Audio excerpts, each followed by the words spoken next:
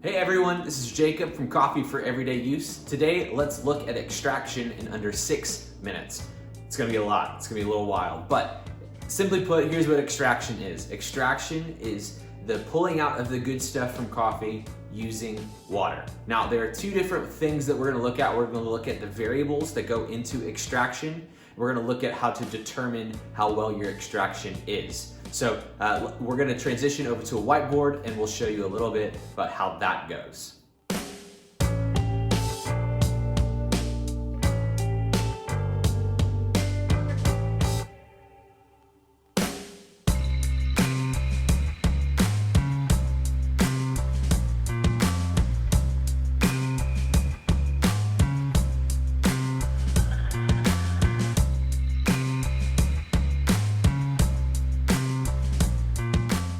All right, so extraction, we just defined it as the act of good stuff being pulled out by water, the process. So there are 6 main variables that go into extraction.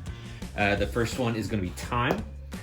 So that's how much time that your water spends touching your coffee. Second is the temperature, how hot or how cold your water is when you're brewing coffee.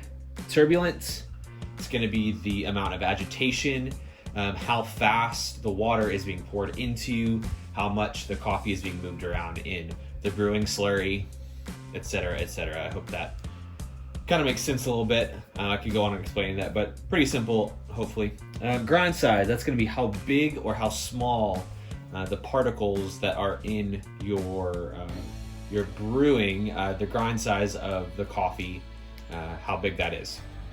And then your brewing ratio, it's how much water to how much coffee that you're using when you're brewing. And final variable is water quality. That's how much mineral content exists within the water that you're using. Now, each of these are controllable, independent variables that you can change each time you brew. Time. You can control how much time you're pouring water, how long the coffee is brewing for, how fast or how slow things are going when you're brewing coffee. Temperature, you can adjust your temperature up or down.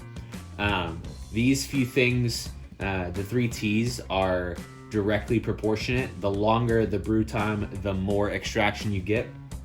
The lower the temperature, the less extraction that you'll experience, vice versa. More higher temperature, you get more extraction. Turbulence, that is how much is going on within your brewing. So if you are agitating heavily, and what that will do is it'll isolate the particles, the grinds in the water. More agitation is more extraction, less is less. Grind size. This is where we get into the inversely proportionate. So finer grind, a lower number on your grind setting will result in a higher extraction, whereas a higher number on your grind size will result in a lower extraction.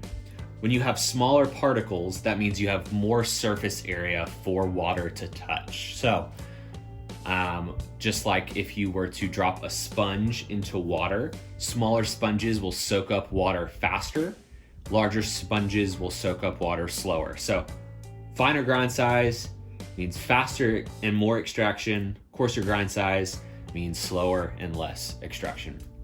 Brew ratio. Standard brew ratio for coffee is somewhere between 1 to 15.5 to 1 to 16.5. I prefer to roll with the 1 to 16 and stick with 26 grams coffee, 400 grams water. When you get to the lowest common denominator on both those numbers, you get to 1 to 16. So when you adjust one side of the ratio, so let's go ahead and write 1 to 16. When you put more coffee in and lower this number, then you end up getting the opportunity for more extraction, but it also ends up being a little bit more sour, and because you didn't have the opportunity to extract using all or using more water. And then inversely, when you increase this number, you end up getting more extraction because there's more water touching your coffee. So that is your brew ratio. My biggest recommendation, stick with 1:16, maybe even try 1:15, but for the most part, do some experimenting. Now, water quality. Water quality is an interesting thing because your tap water has a different water quality rating than standard, even distilled water, what we're using at cafes, etc. So what I highly recommend doing is getting third wave water packs. Those are my favorite brewing tools, especially when you are working with brewing water at home, when your tap water is not necessarily the most dependable. If you get third wave water plus distilled water, then you can have controlled, properly regulated, even up to spec water quality that will deliver immaculate, wonderful coffee each and every time. These are our variables over here. That is everything that we need in order to manipulate our extraction. So now let's look at how we can determine the success or failure of the extraction that we just did. We're going to start off by looking at it scientifically, all the equations that go into us determining, especially at a cafe level and a professional level, extraction percentages and all of that jazz. But then we're going to take it more to a practical level and figuring out how we can use all that information when we're at home and we don't have the tools in order to determine all of these things. So the first thing we're going to look at is the equation by which we determine extraction. So there are 4 variables that you need: the percentage, the extraction percentage that you're working with, times your dose, which equals your beverage weight, times total dissolved solids of your beverage. So on average, you're gonna know these 2 things. You're gonna know how much coffee you put in there, as well as how big or how much coffee at the end of the brew cycle that you have, how much that is. So you're gonna know that. This is where we get to have some fun with some really cool tools. Now this is your total dissolved solids.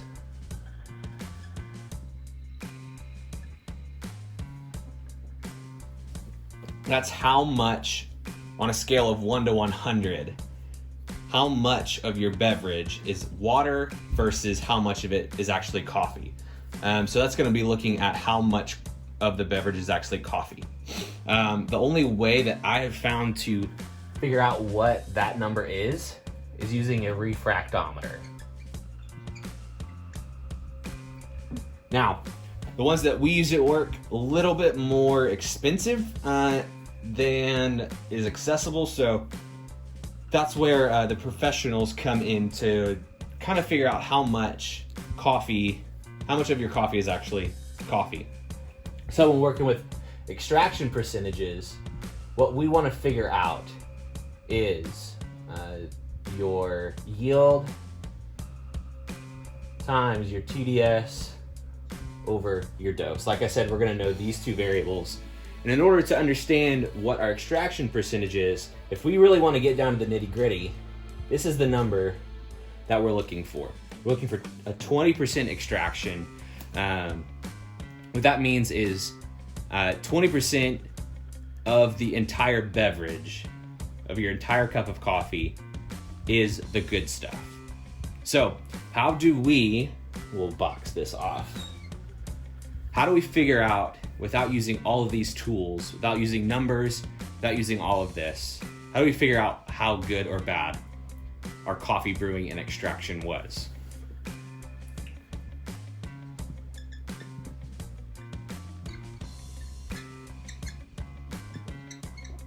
Now, yes, that seems really simple, it seems really elementary, but tasting your coffee can help you figure out how good or bad of a brew your coffee was.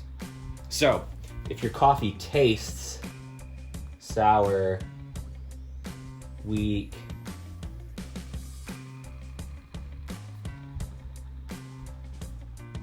if your coffee tastes like these, then you have not extracted enough.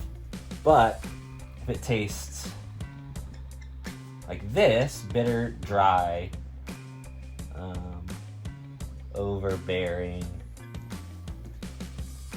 or muddy, then that means you extracted too much. So what we're looking for is sweet, balanced,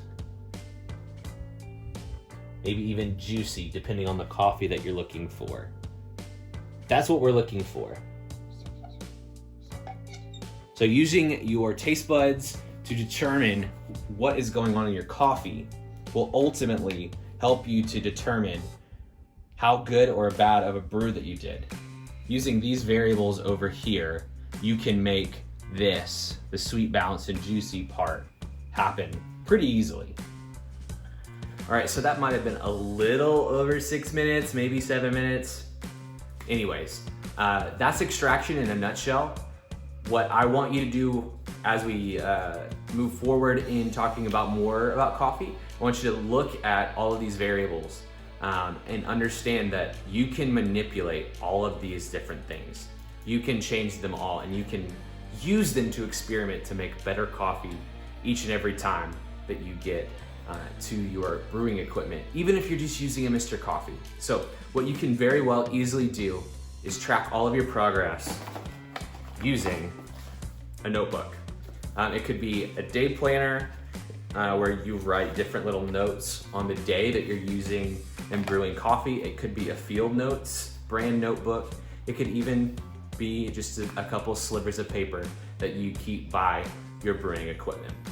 Whatever you're doing, make sure you're tracking your progress so you can know what works, what doesn't work, and what tastes good. So that's extraction in over 6 minutes here with Coffee for Everyday Use. Hope you have a great day and happy brewing.